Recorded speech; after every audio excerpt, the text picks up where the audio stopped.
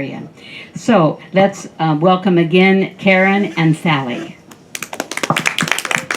Wow, that was quite an introduction. It was such a long list of things because I've had a very long journey because I'm quite old now. So I've been living a long time. And so, yeah, a lot of those things, the Romper Room TV show with Miss Karen back in Rochester, New York, I did that job when I was 24 years old. So it was a great fun job. And at that time, Romper Room was the only educational TV show aired on television. So I really loved doing that show, as well as I was being a kindergarten and a first grade teacher. So, but thank you all for coming tonight. It's great to be here, and I think it'll be a fun event. Sally and I have had the best time working on this book, and about choosing to write a book, and especially to self-publish a book. And it is so much easier now to self-publish books than ever in the history of writing. But you better really love it and really be passionate about it, believe in it, because it's going to be with you a long time. And it has been, and we hope that Shoeprint, our step into drawing, step by step, will just keep, I guess, be available for decades of little generations of children. Keep on just helping children to draw and have fun. So that's the neat thing about books. You just never know how long they're going to stay in print, or maybe they'll never go out of print. And we hope that Shoeprint will stay be here with us a long time. But first, I want you to hear more from Sally.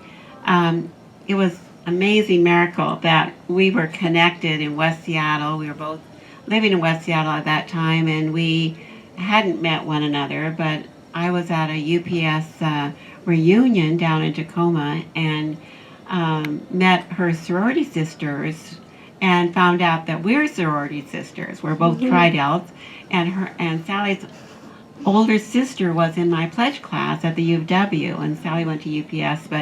And so here Lori Ann was, I've known Lori Ann since I was 18 years old. And then here, miraculously, I'm connected with Sally. And they said, oh, you've got to meet Sally. She's a graphic designer. She's just so talented. You've got to meet one another. You're the writer, and I'm not the artist. And so it was really amazing. This book is, every book, it's really the illustrations that make or break the book. And often, a writer, of picture books, they don't get to choose the illustrator. Usually the publisher or the editor, they choose the artist. And sometimes the writers are really thrilled, and other times they're very disappointed. But I got to choose Sally. So here's Sally, amazing, talented artist who made Shoeprint art so adorable. Hi. I have to give credit to Karen. She's being very modest, but the illustrator is important, but the idea person behind it is extremely important. And when I first met Karen, she asked me to go over to her house and discuss some projects or whatever, and I was there for, I think, 5 hours, and I don't know that we covered everything. She had projects that were not done yet, that were in the making, but ones that had been already produced or whatever. Karen is an idea person, and she makes it happen. She not only had prototypes, but she had connections, and she had people that she knew, and it went on and on. I was in awe. And there was one project that spoke to me, and that was her Shoeprint idea.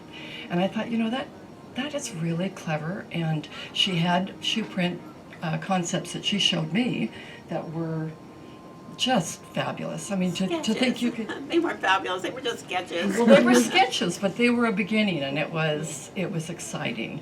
So we decided to collaborate, and I'd never done anything like this before, so it was sort of a maiden voyage for me, and Karen was a good pilot or whatever. But we worked together for almost a year, kept coming up with ideas, kept meeting little children that were enthused about it, and it just took on a life of its own, so to speak. And Karen has many how many grandbabies do you have? Grandchildren? 5. You have 5. That's a lot. And they all contributed their drawings, and we had that was actually the greatest fun of all, was to see how children put their own spin on things. They're so, I mean, I think their art is far superior than any art that is produced by adults, in my mind, because it's so pure and it's so free, and it was very delightful to see this. So we began, and that's the way. And I'm going to hand it back to you, because I think you want to present something about the book and the content. And Right. Thanks, Sally. That was great. About the book, it always, kind of maybe a how did it come about, and in choosing a book to write a book, you have to have something unique, something that has a new twist on something. And I knew that there were many books out with fingerprints and handprints and thumbprint books. I'd seen those, but I'd never seen a footprint or a shoe print book. So I knew shoe print was pretty unique and different and kind of quirky, and I'm a little quirky, so it was a good fit. It was a perfect fit for me. And so, but I first started a little chick and a bunny with my book that I wrote for Carson Delosa Company. It was year-round holiday crafts, and I had a little chick and a footprint chick and a footprint bunny that I had in that book. And then I went on to write Big Bulletin Boards, a cooperative approach for Scott Forsman and Company. And once again, I put the bunnies and chicks together. And then one day I thought, gosh, wonder what else I could draw, other than a chick and a bunny. So I thought, Karen, this is your job for today. You have to just sit and sketch and just brainstorm, just keep sketching. So I sketched, I did a horse and a dog and a pig, and I just kept sketching, all, for several hours. And I came up with about 85 different shoe print or footprint, images. And that's when I knew I could make almost anything from a shoe print shape, and I had the makings of a book. Sally's drawings were so adorable, and she just, took my sketches that were just sketches, and then she made them so fabulous. But it was Marianne Cole, who is the owner and publisher of Bright Ring Publishing up in Bellingham, and we've been friends a long time.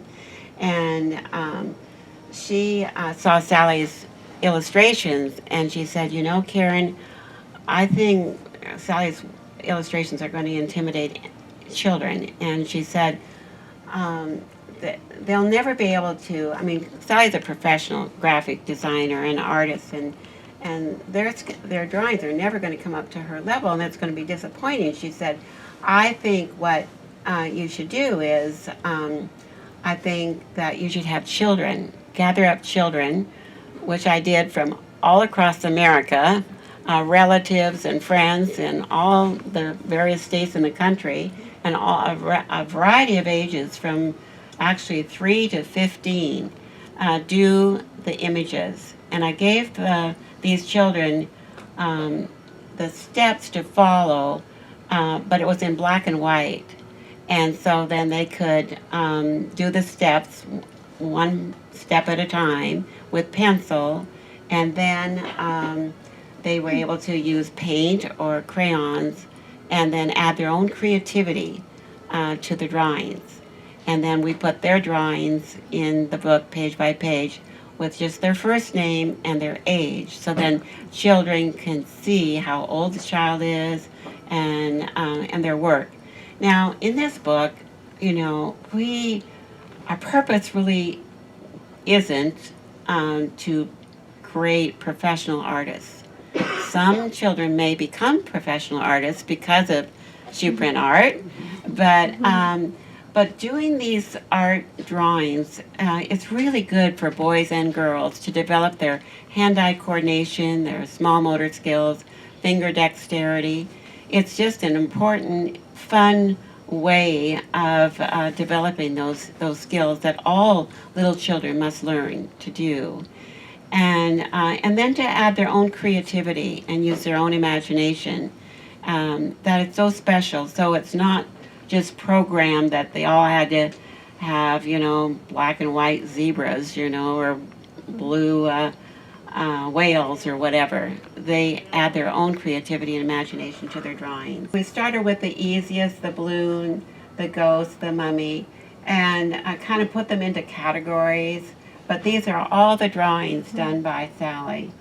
And it was a huge point of Marianne Cole's really suggesting that we have children's work to be included in the book.